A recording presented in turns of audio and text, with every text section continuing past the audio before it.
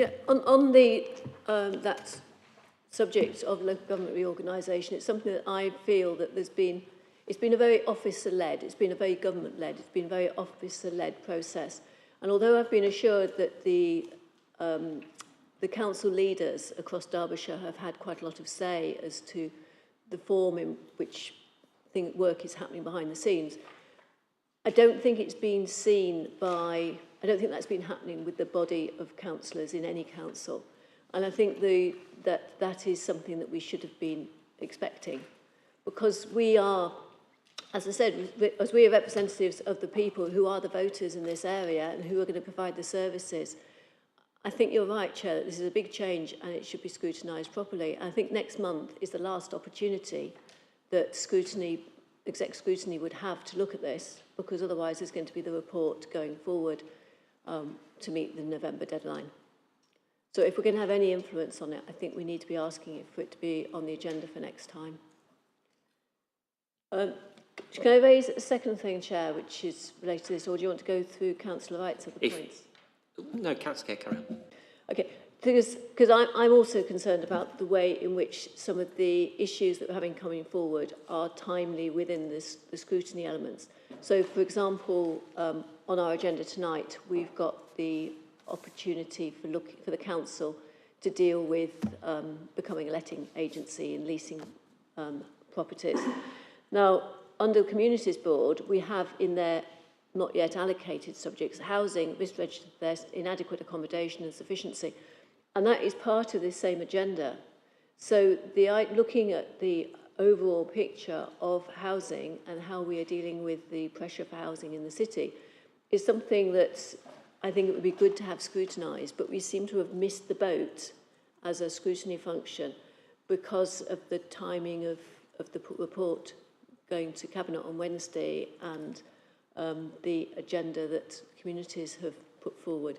And again, there seems to be a lack of coordination from the point of view of the wider council on this. On that, and your third point, Councillor Wright, I genuinely believe we could probably have a really positive discussion when we bring the other ONS together, because I think that's how we could possibly, we can't do it all, but that doesn't mean we can't facilitate and assist the other ONS bodies to actually carry out some of that work, or even feedback that they are, and we can have that discussion. So I think your third point and yours, Councillor Kerr, that would be something which that would be a really positive discussion within that space. Hence, I want to get a meeting set up as soon as possible so we can bring all of that together.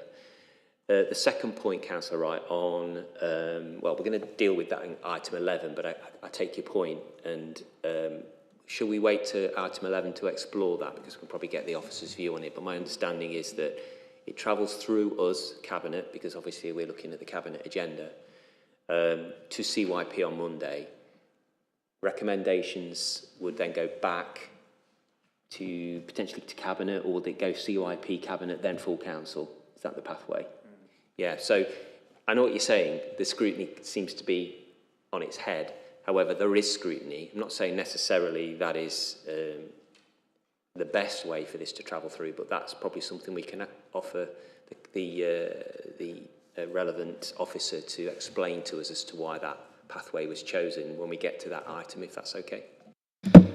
Yeah, it is, and the chair of the Children and Young Person Board is actually doing an in-depth scrutiny next Monday. So, you know, the Children and Young Person Board's taken up the responsibility to actually deep dive into it, but the decisions will be made on Wednesday around Cabinet, is my understanding, because recommendations will be agreed unless Cabinet actually defers it until after Children's Young Person Board, which I suspect officers won't be keen about because they won't get authorisation for the grant.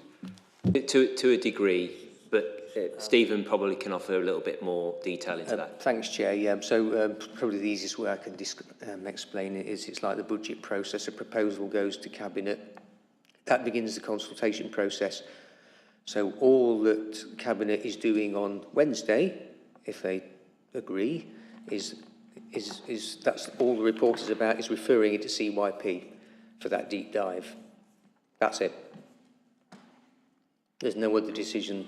That's the decision, is for it to go to CYP. And then it all depends then on what CYP decide at the meeting. If they have comments and recommendations, then it will go back to Cabinet. We'll see it again. And then ultimately it'll end up at Council. So just to sort of allay any fears you've got, Wednesday is purely just about agreeing for it to go next Monday to CYP for scrutiny. Thank you, Chair. Okay. Are we okay to move on to item 7, which is Council Cabinet responses to scrutiny recommendations? I believe we sent one recommendation on the matter of, have a look here, preparing for adulthood, specialist supported living. So we asked the Council Cabinet to ensure that officers have considered the option of in-house provision of this service rather than commissioning of it, and asked Council Cabinet that a report be brought to Exec Scrutiny Board prior to delegated sign-off. The Council Cabinet did not accept both of the recommendations from Exec Scrutiny on the basis that the Council does not employ nor would be able to easily recruit to the types of roles required to manage a specialist setting, such as is proposed in the report. Similarly, reports being brought back to Exec Scrutiny prior to the execution of delegated authorities is not the ordinary practice of the Council. So that was their response, which is fair enough. Nothing we can do about that. But the other two I think we resolved to note the report, didn't we, on the items? Yeah. Good. Okay. Right. So, item 8 is Council Cabinet agenda. Let me just get this up here. Compulsory purchase of empty homes. Ian. Yes. Thank you, Chair. Ian Fulliger, Director of Housing and Regulatory Services. Members will be familiar with this report. We normally bring up 2 per year to Council Cabinet to consider. And as members will recall, the Council very much considers an empty home a significantly wasted resource. It's a lack of a home for an individual or a family. But as you'll well be aware, they can also be a significant blight in neighbourhoods, whether that's a blight to the street scene or a base for antisocial behaviour or even a harbour for vermin. This report proposes that we get Cabinet authority to compulsory purchase 9 particular properties.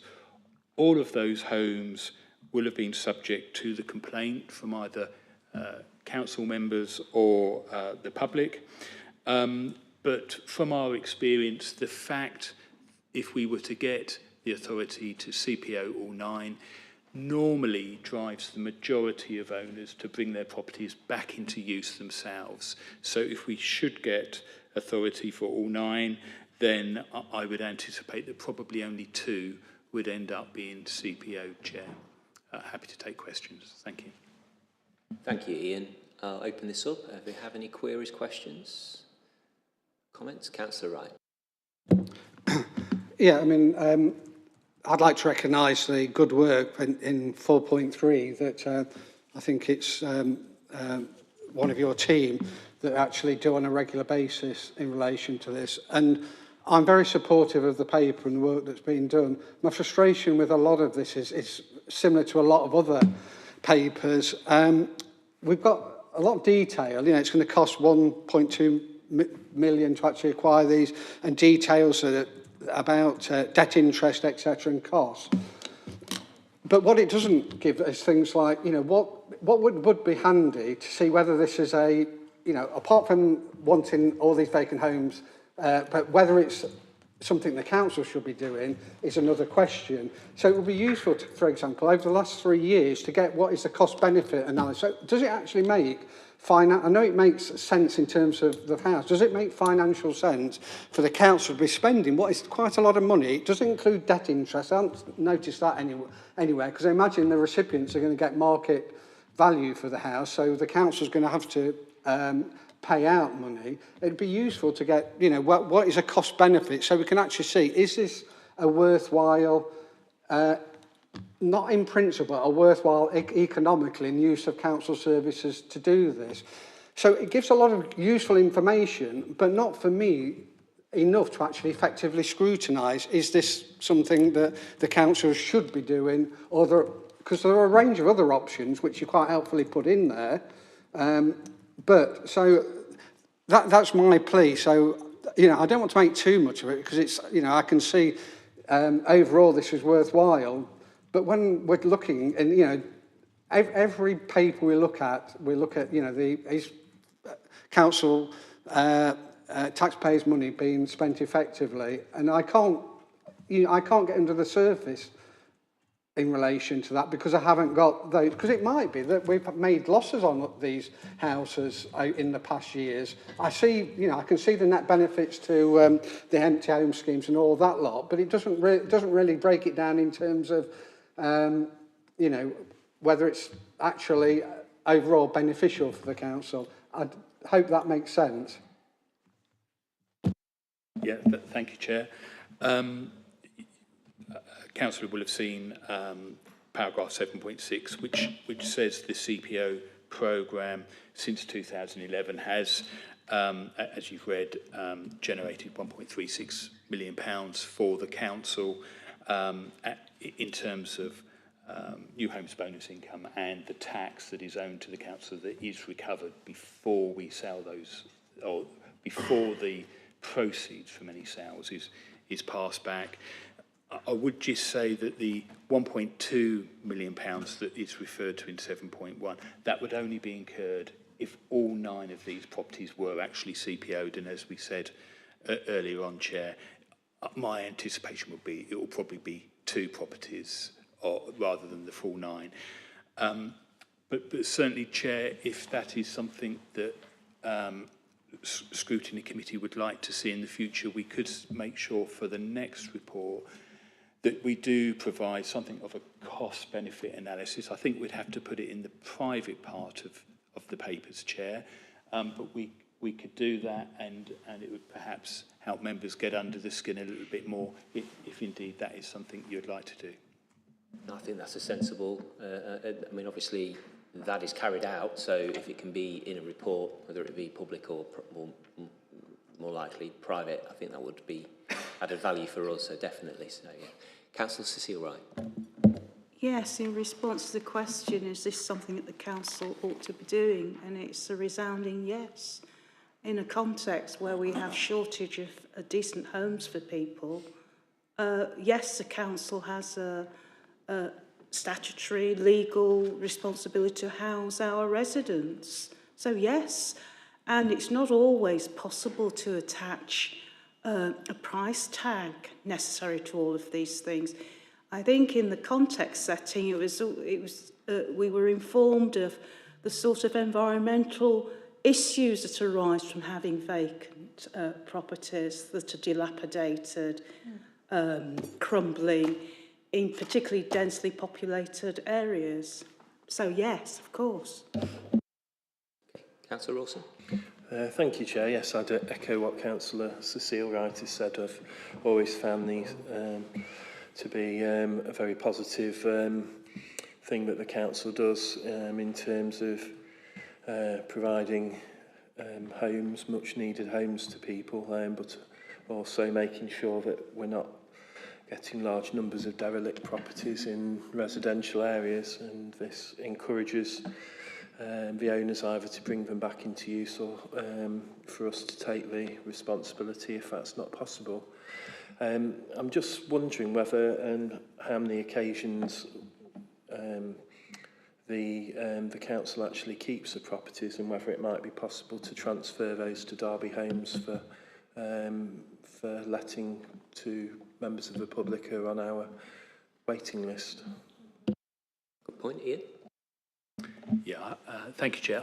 I haven't got a figure to hand, but what I can say is that is always our default position. So we'll always, first of all, look at whether it's suitable to be taken into the housing revenue account, brought back into use, and then managed by Derby Homes. in the case of some properties, they're just not suitable. It may be that they're just not financially viable for the HOA to do that. And in those cases, we will then sell those on, normally through an auction arrangement with an undertaking for the new owner to bring them back into use within a given period of time. But as I said, Chair, default position is we look to bring them into use as council houses in the first instance. Thank you, Ian. Do we have any more questions, queries, or even a recommendation to go to Cabinet at all? No? Okay, thank you very much. Okay, moving on to item 10, which is send capital programme. Is it Ian again, or yeah? Okay. Yeah, thank you, Chair. It's me again. But members will have seen there is quite a detailed business case attached to this proposal, and I brought Christos with me. Christos has led on the development of the business case here, so if members do want to get into any of the detail, Christos can help us with that. But you'll all be very familiar, members, with the unprecedented national pressures there are in terms of homelessness households, and in particular households staying in temporary accommodation and bed and breakfast for too long a period of time. This is very much driven by a reduced turnover of social houses just being coming to the end of their lease and becoming available again, but there's also rising private sector rents. There's the general cost of living increases as well. And this is happening on a national as well as a local basis here in Derby. Clearly, with households, families living in temporary accommodation and bed and breakfast, that can be really detrimental to children who are living in those bed and breakfast homes, often living without proper cooking facilities, Chair, and therefore real challenges in terms of being able to eat healthily and hot food regularly. In paragraph 4.5, members will also have noted that there is significant financial costs to the council because of this, and as we say in the report, in 2021-22, the council's gross expenditure in this area was about £600,000.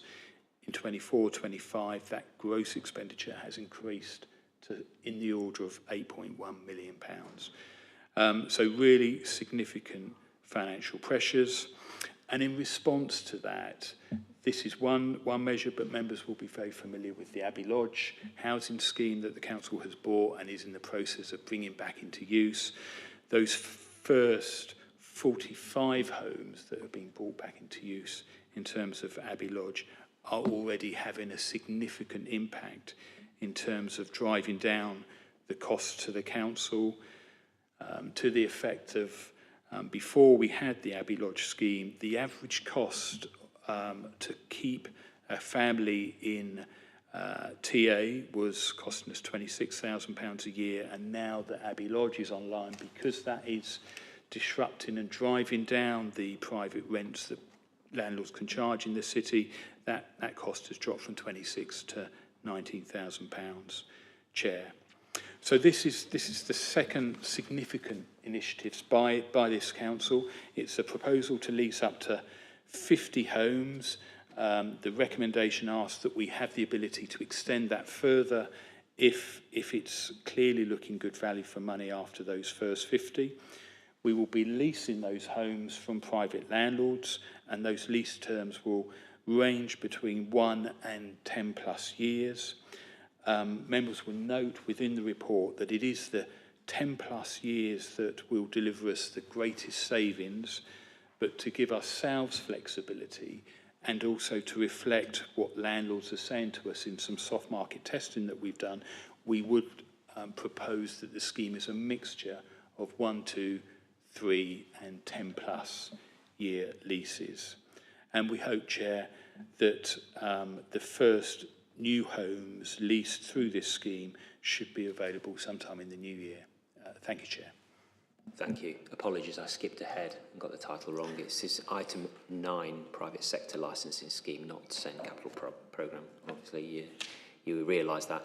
I'll open this up for comments or questions. Councillor Kerr. I very much welcome this. This is something which I've felt the council should have been exploring for a while. So to have it coming to Cabinet on Wednesday is good news.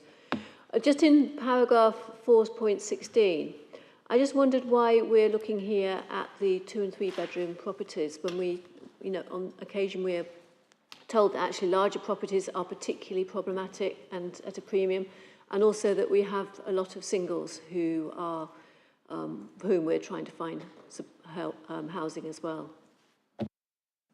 Ian, on the mix? Thank you, Chair. We're working very closely, as you would expect, with Derby Homes colleagues, and we're told by Derby Homes colleagues that the most acute need, and I suppose this is where we're talking about children who are suffering the poor conditions, are for the 2 and the 3 rather than the singles. We will be open to taking a variety of house sizes so it doesn't preclude the 4 beds, but we think that the 2 and the 3s is the sweet spot. But I will just hand over to Christos, if I may, Chair, in case he's anything to add to that. Yeah, I just want to add that in terms of the pressure facing the council, one of our sort of greater pressures from a financial perspective is those families where we have to house in multiple nightly paid accommodation units as well. So this will deliver us the greatest, I guess, financial benefit as well as those social benefits to families as well.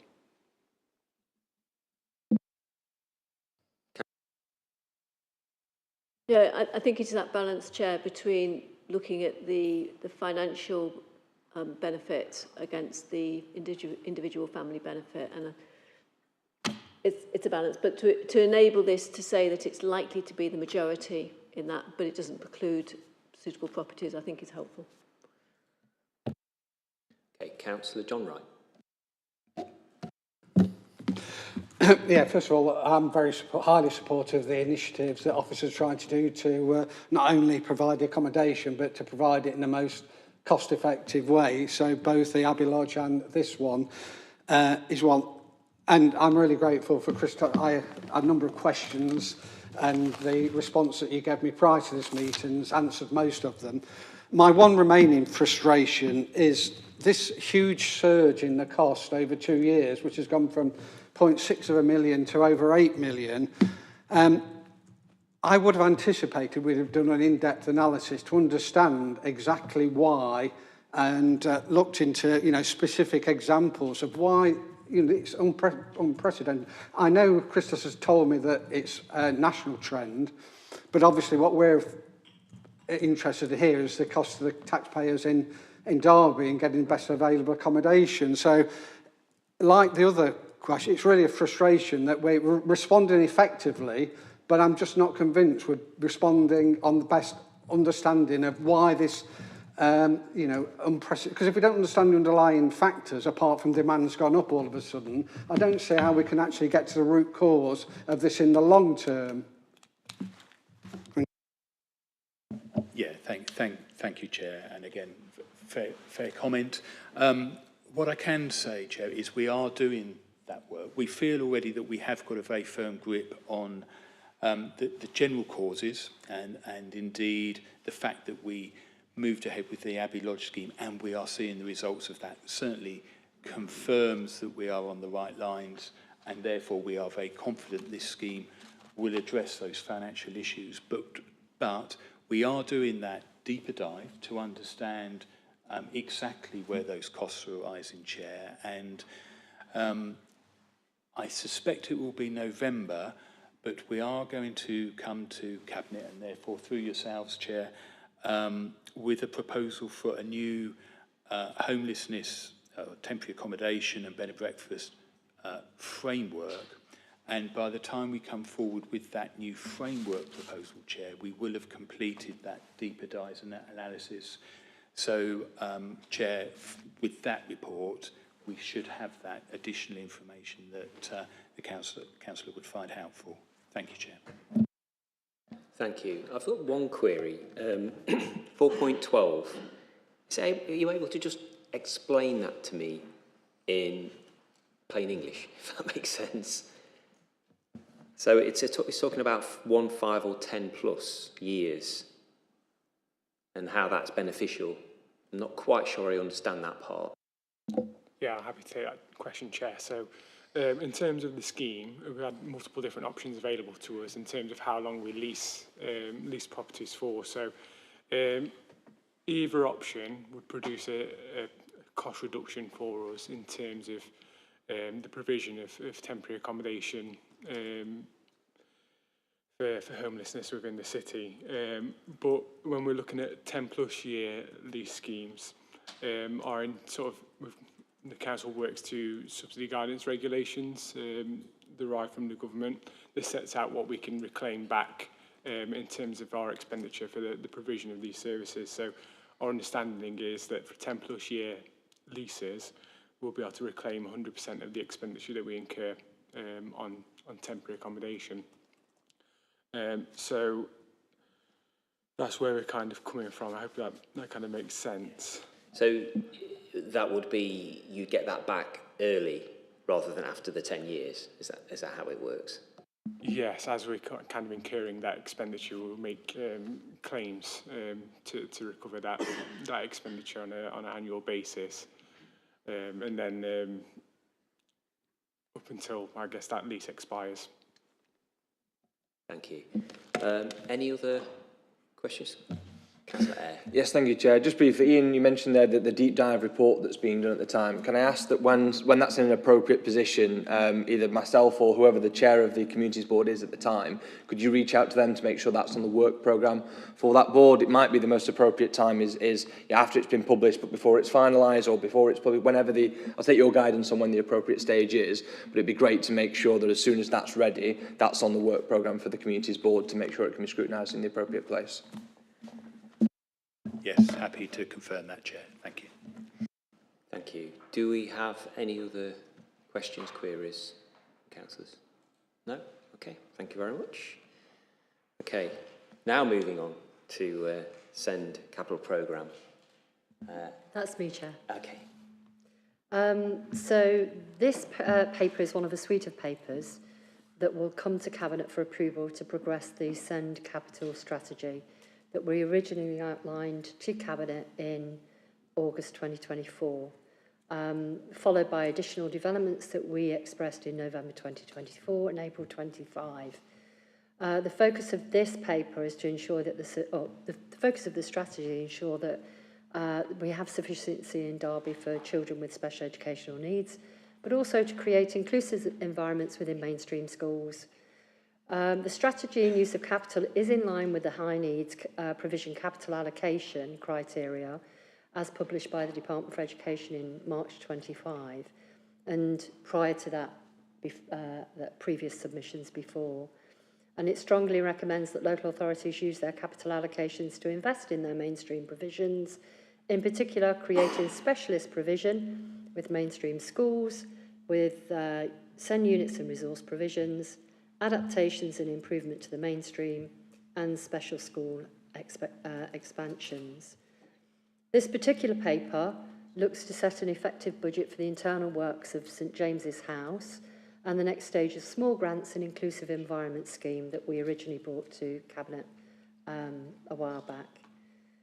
So with regards to St James's House, the original submission for approval was based on an indicative sum of 0.2 million, but after a comprehensive feasibility study, we're looking to increase that allocation to improve the internal works in St James's House to 0.8 million, thereby allocating a total of 4.6 million to establish a new special school and health needs provision for 100 children. So this investment has brought about 60 additional places for the city.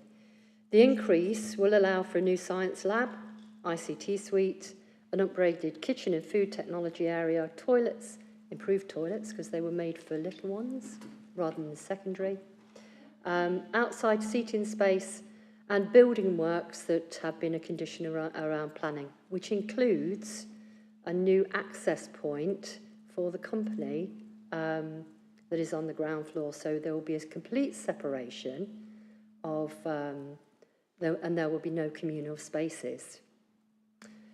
Floor reinforcement and acoustic controls. The enhancement of the current environment will not only offer first-class inclusive environment, but also provide pupils with a state-of-the-art learning and therapeutic provision in line with all Derby special schools. To enable the works to be completed and the school to open within the autumn term, officers have worked with the selected contractors so that they are site ready at the point of cabinet approval. But we will be adopting a phased development programme. We will be capping the amount that's allocated to this, and there is contingency built into that spend. For the Inclusive Environments Chair, we're looking at an expenditure of 390,000. That includes 8 small capital developments and up to 10 inclusive schemes. The Inclusive Schemes programme is, we're looking at, and it's been used extensively elsewhere, something called cubbies, which are really lovely sensory units that you can fit into any school. Brackensdale's got one in the front entrance, for example. And it's available for all children. So it's a really good way to ensure that there's a space for children to gather the thoughts and emotionally regulate or co-regulate. We're looking, because of the successful launch of this programme, there's been lots of interest across all the schools in Derby. So what we're looking to do is ask Cabinet's approval to increase that by a further 500,000. We aren't bound by the high needs capital spend to complete it within a year, but our intention is to scope the things up within the financial year so that we are then able to deliver.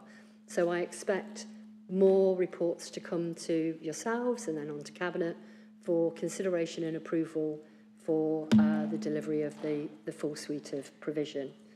All the delegations have previously been approved, so this actually doesn't seek further delegations, but to follow the delegations that were approved beforehand. Open for questions, Chair. Thank you very much. Very positive report. Any questions or queries? Councillor Kerr. Thank you. And reading this paper, which I hadn't done before last Thursday, it becomes clear why it was so important last Thursday when we had this at planning. There was slight difference, though, in paragraph 7.3, where it talks that the schools have ensured a drop-off point rather than to travel to St James's House, whereas on Thursday we were being told that if the levels of drop-off queues are manageable, then the drop-off would be at the school rather than at the more remote site. So I just wanted a little bit of clarity on that. I also had a comment at planning because been through this meeting and through this committee and through Cabinet in the past have been the independent travel training by Transition 2. And when there were comments in that report about the distance from the bus station, because this would gather young people from across the city, and it talked about being 800 metres from the bus station to St James's House. And I don't know whether that would be seen as a walking route that a significant proportion of these young people would be capable of doing. And to be able to have a report back that will enable that sort of adult movement training and making sure that we are choosing a location that is going to be as positive as possible in terms of experience because of its location and not just because of the investment in it would be reassuring. Thank you, Councillor Kerr. And obviously I was at the meeting and we had this discussion, and I'm confident actually that was captured in terms of travel plans and further discussion on that, but it's right for you to bring it up. I don't know if you have any further comments, Sharon. Yes, thanks, Chair. And thanks, Councillor Kerr. Yes, I watched the planning committee. I'm sorry I wasn't in the room because I was itching to say a few things, believe you me. So all special schools are expected to do independent travel training. So Transition 2, which also sits within my area, isn't the only vehicle for achieving that. And we expect all special schools through secondary to start planning, wherever possible, that programme of work. So yes, I agree with you. I concur, Councillor Kerr, that we should always look for developing the independence of our young people. With regards to the drop-off area and drop-off points, we were really clear to note some of the challenges that had happened before with St Mary's and look for alternates. So our primary issue for drop-off, or primary concern rather for drop-off, are for those young people who are new to the school and year 7, so the transition from primary to secondary. And what we've done is work with the school to consider, look at all the children that are on roll for the school for this academic year, identify the ones where there'll be most difficulties in accessing a drop-off point closer to the school rather than at the school. The intention would be for a minibus shuttle service to come from the drop-off point so that there is that stage programme of independent travel. But for some children that won't be possible, so we need to explore, to ensure that there's a fit for both. Down the line, we would be looking to, again through a phased approach, use, rather than the minibuses, use a walking bus. So we have factored in all the different elements, and that was actually in the full planning application.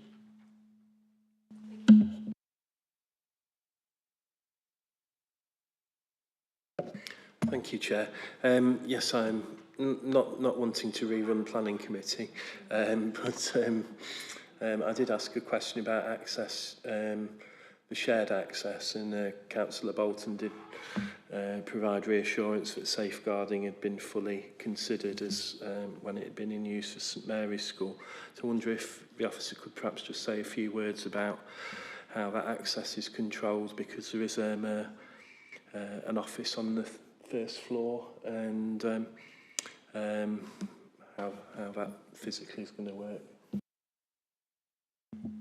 Thank you, Councillor. Thank you, Chair.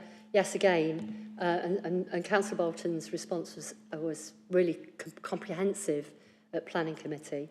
But to say we had already factored in a different access and egress point for the company, so there would not be shared access and egress. Unfortunately, that wasn't communicated well at planning. As you can probably see, quite a lot of us here are at planning as well, so it's a good overlap, and it gives us a good overview of this particular investment, which I think we should recommend that we welcome the report and the investment in SEM provision to Cabinet. I'm really happy to see the approach in terms of the financial side of things, that it's site ready, so this can, assuming that Cabinet agree it, that this will move forward really quickly. It's good to know that there's a contingency as well, and I'm sure we all look very much look forward to the for this provision to be available, and to see hopefully positive activity in terms of the travel plans as well, and the activities in that respect. Do we have any more questions at all? Thank you very much. Thank you, Chair. Thank you. Okay. Item 11, which is the Youth Justice Plan. Is it?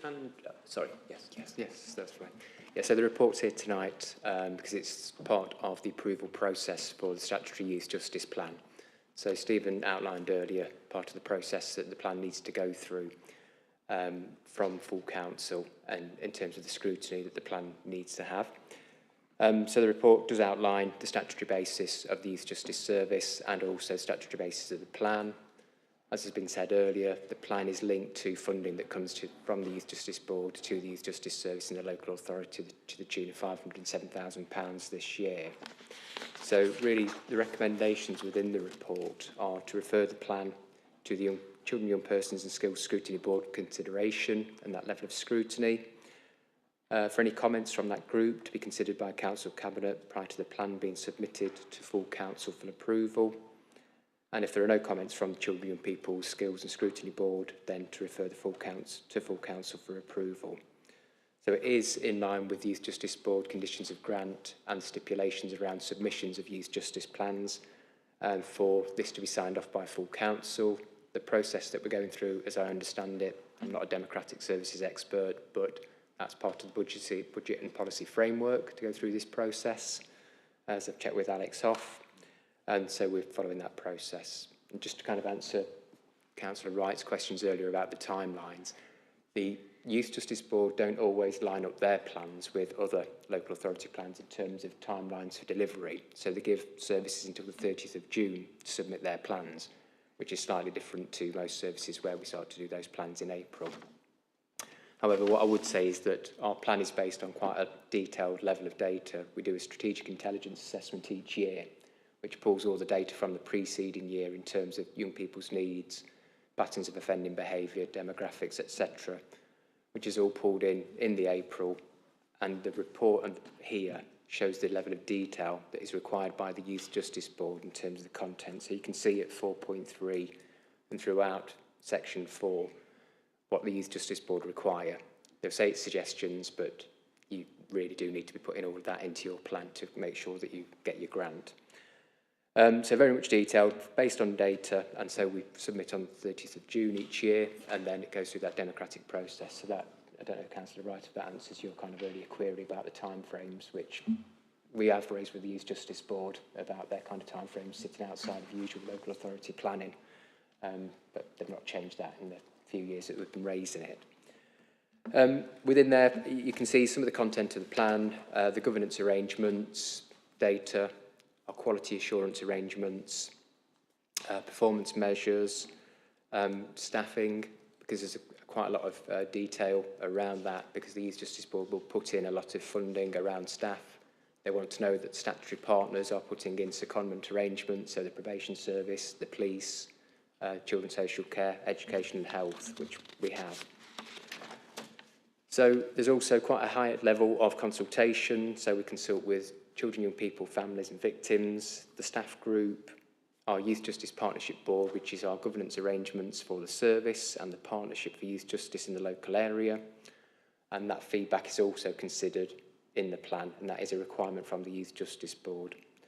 So the plan is more of a self-assessment, a review of your arrangements, and then that leads to a development plan or an action plan, if you like, around what we plan to do for the forthcoming 12 months in order to spend that money. Youth Justice Board want to know what that's being spent on, the outcomes you're achieving, and how you plan that going forward. One of the other key things I've not just mentioned is that there is a workforce learning and development plan part of that, and so the Youth Justice Board want to know that we're skilling our staff up, we're doing continuous professional development, and they have the skills and attributes to make sure that they meet the needs of children, victims and families. I put in there at 4.10 the arrangements we have for reviewing the plan to make sure that there's drive, and members can see that as part of the appendices we did submit the progress on last year's plan alongside this year's plan. We've outlined the public and stakeholder engagement and the legal basis for the plan. So happy to take questions or views. Thank you, Andrew.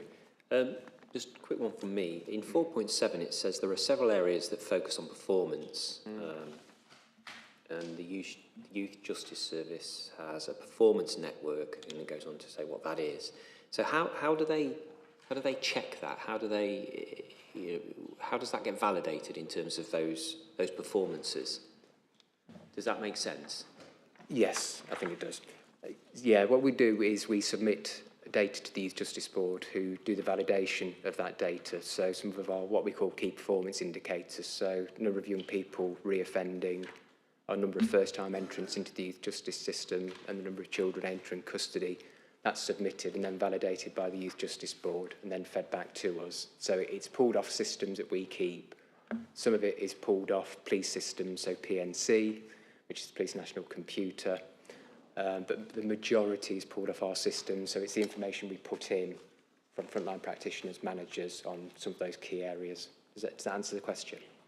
Thank you very much. It's very useful actually to look at the recommendations, just to re-clarify really. So this report is recommending to Cabinet to refer the Youth Justice Plan to the Children, Young People and Skills Scrutiny Board for consideration. Any comments from the Children, Young People and Skills Scrutiny Board to be considered by Council Cabinet prior to the plan being submitted to Council for approval. And then finally, if there are no comments from CYP and Skills Scrutiny Board, to refer the report to Council for approval. So hopefully that, in simple terms, is exactly the process that we had the debate about at the start of the meeting, Councillor Wright. Are there any queries in terms of that process? Are we happy with that as it stands? Okay. So are there any more questions in regards to the report? Councillor Kerr.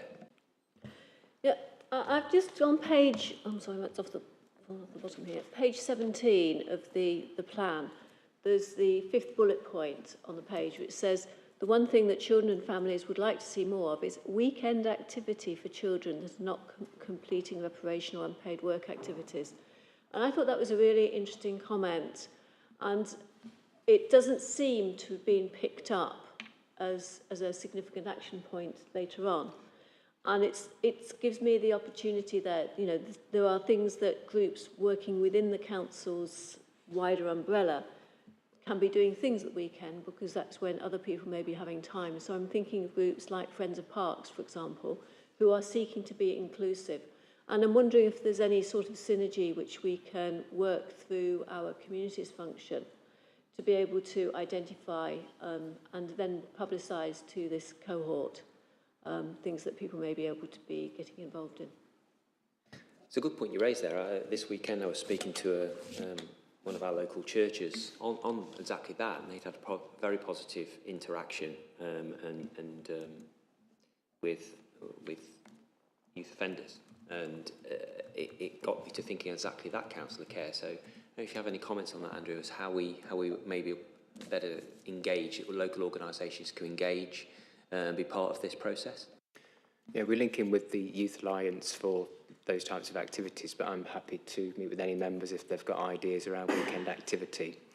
But one of the things we are doing this year is using some of the grant monies to buy in additional mentoring services. So we buy some in from a company called Remedy and another one called Mentoring West Midlands, who are able to do some weekend work alongside the reparation, which is unpaid work style, giving something back to those kind of community causes. So we are looking to develop that further this year. Councillor Kerr. I think a good starting point would be the Community Action Derby, and to see whether they have groups that are within their umbrella that might be interested. That's not been done already. Yeah, I agree. It can be an incredibly positive experience for all involved, and actually contribute greatly to a local area as well. So yeah, something that we'd definitely like to explore further, and I'm sure every councillor in every ward would like to learn a little bit more about that.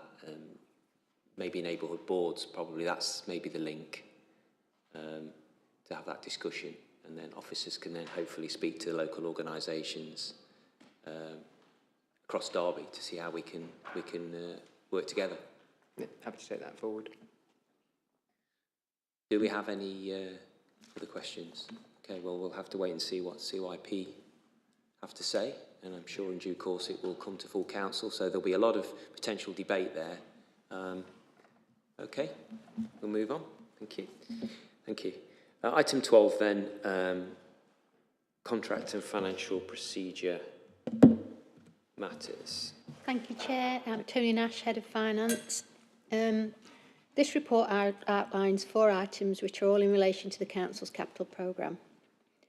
The first is the addition of a new scheme to the capital programme of £90,000 for the creation of a community garden and community space at Mickleover Community Pavilion. The pavilion is owned and maintained by Derby City Council and leased to Mickleover Community Pavilion Action, MCPA, who are responsible for the day-to-day operations of the building. The MCPA are planning to create a community garden and community space utilising Section 106 monies. The main hall of the pavilion is currently fully booked and has a waiting list of user groups. The changing rooms in the building are currently unused and are being used for storage. MCPA are planning to use this to create a bookable community space. They are also planning to create an inclusive and safe community garden, including metal perimeter fencing to ensure a safe space for users. It's proposed that the works at Mickleover Community Pavilion will be funded through a standard council grant agreement, and this report asks for the delegations for this. That's the first item. Yeah, continue. The second is the addition of a new scheme to the capital programme for £31,000 for the enhancement of the Moorway Stadium. The external throwing cage at Moorway Stadium is currently outdated and no longer meets compliance standards, limiting the venue's ability to host athletic events. Upgrading this cage will enhance the stadium's capacity to accommodate a wider range of events, including hammer throw and discus. In addition to the cage upgrade, further improvements are required to ensure the stadium meets current health and safety regulations, and this includes updating spectator seating, LED lighting and signage. Again, these works are fully funded from Section 106. Carry on, and we'll have questions at the end. The third item is the addition of a new scheme to the programme of £29,000 for a sports facility improvements at Cotton Lane. This scheme includes improvements to the BMX track, installation of a multi-use games area and improvements to the surface area and drainage. Again, the works are being funded from Section 106. And finally, the final item is a revision to the capital programme for Harrington Nursery School from £65,000 to £180,000. Following detailed design and specification works, it's necessary to increase the budget. This is for additional foundation and builders' works following completing detailed structural design. It was originally proposed to use the existing foundations in the area where the new roof was to be installed, but following further investigation and design work, it is now necessary to replace the current foundations, and this will be funded from the school's capital programme. Thank you, Chair. Well, thank you. It's a package of real positive investments here. Obviously, I'm a Micklova Ward councillor, so I'm really pleased to see investment in Micklova Community Pavilion at Vicarage Road. I know that the team there are really being proactive to really enhance that facility, and I'm very much looking forward to see how that work progresses. I know they're chomping at the bit to get started, so they'll be very pleased, all being well tomorrow when Cabinet approve that. Along with obviously the other investments as well that we see here, which are going to make a real positive difference across the city. Do we have any questions, queries, comments from? Okay. Again, I think we should recommend to the Scrutiny Board that we welcome this report. It's good to see investment in local facilities. Okay. Thank you very much. Okay, item 13. Now, Heather can't be with us tonight, unfortunately, so I'll sort of do my bit, really, to present it. As we know, the report presents the performance highlights for Q1 for the new council plan approved back in March. It gives an overview of performance across the city themes in the council plan, as well as any significant changes in latest monitoring of performance measures, projects and risks. There are no areas, according to Heather, it's not me that's saying this, there are no areas identified for performance or risk review based on outturns at the end of June 2025. However, things often change by the end of Q2, so we feel that is a better time to review any variations. Now, Heather has also said I'd be happy to follow up any questions raised by members of the exec scrutiny quickly, so this can be still fed into feedback to Cabinet on Wednesday. So if you do have anything to ask, we can see whether we can get that sorted tonight. But obviously, I think it's going to be a case of sending it to Heather for a response as soon as possible. Councillor Cecile Wright.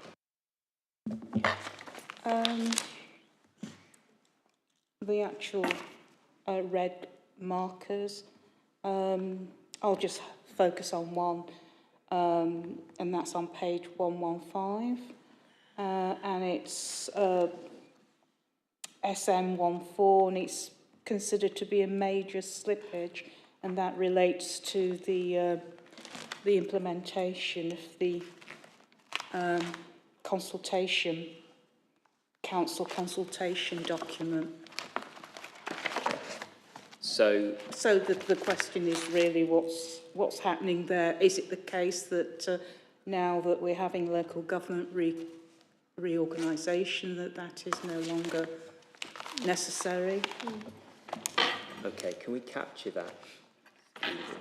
Which page was it? Oh, it's I don't page think- 115. 115. Sorry, 151. Sorry, it's too late. 151.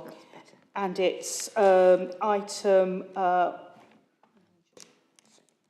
SM14. Approve and embed the new council constitution. Oh, okay. Yeah.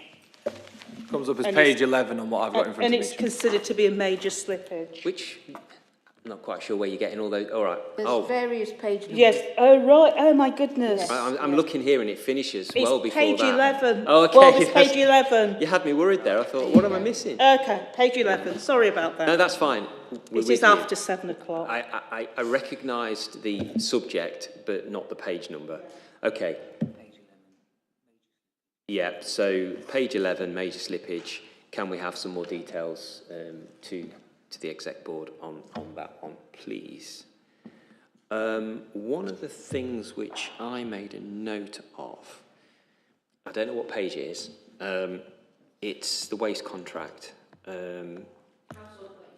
Household waste. Yeah. Okay, not that one. Actually, it was the. I don't think it's waste plant. I think it was a waste contract. It's the so page 16, I believe. So it's PMP 153, Derby and Derbyshire Waste Treatment Centre. Right. So I understand that Audit and Accounts had a briefing recently on this, and I was wondering whether the exec could have that briefing. I'm not saying we should meet to have that briefing, but could we have details of that briefing emailed to us? So that's page 16, page 16 spilling on to page 17, and it's PMP 153, Derby and Derbyshire Waste Treatment Centre. It's green amber, but I am aware that the... Audit and Governance had a briefing. Sorry, did I say accounts? That's okay, well, yeah. But they had a briefing, did they? I understand that, yes, that there was a briefing, so it would be good for us to see that. Oh, were you there? Okay, excellent, well, there you are. So if that could be, was it in a form of a presentation, or is it more of a verbal update? Would it be something that... Okay, so if we could ask for that to be distributed to exec scrutiny, obviously the benefit of 2 members who were there and had that briefing. It was in private. Oh, okay, so let's... Okay, so can we try and navigate that to see whether there is a mechanism for us to have that information? Okay. Right. Well, we'll see where that request goes. If that's doable, we could have exec have the same. Are there any other questions, comments, points to raise on performance monitoring? No. Okay. Okay. I believe that's it, Stephen. Okay. Right, do you want me to read out? Okay, so item 14 then. Sometimes I say this, sometimes I don't, but I will anyway. Well, humour me, I'll say it this time. That under section 100A of the Local Government Act 1972, the press and public be excluded from the meeting during discussion of the following items on the grounds that they involve the likely disclosure of exempt information as defined in paragraph 3 of part 1 of schedule 12A of the Act, and the public interest in maintaining the exemption outweighs the public interest in disclosing the information. Thank you very much.